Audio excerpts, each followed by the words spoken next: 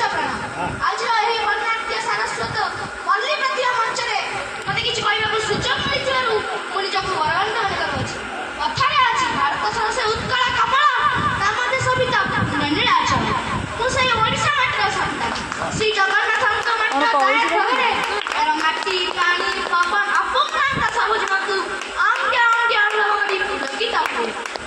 କବି ଗୀତାଞ୍ଜଳି ପୃଷ୍ଟିଙ୍କ ଭାଷାରେ ଜନନୀ ଜଠରୁ ଜନନୀ ଛୁଇଁଲି ଜନ୍ମଭୂମି ପୂଜ୍ୟ ପାଦ ସେଇ ମୋର ସ୍ୱରେ ସଙ୍ଗୀତ ସମାନ ତୋଳୁ ଅଛି ମଧୁ ଛନ୍ଦ ତୋଳୁ ଅଛି ମଧୁ ଛନ୍ଦ ସେଇ ମୋର ମା ମାଟି ଓଡ଼ିଶା ଯାହାର ସଭ୍ୟତା ସଂସ୍କୃତି କଳା ନୃତ୍ୟ ସଙ୍ଗୀତ ଭାସ୍କର୍ଯ୍ୟ ଇତ୍ୟାଦି ଅନେକ ସ୍ୱତନ୍ତ୍ରତା ବହନ କରେ।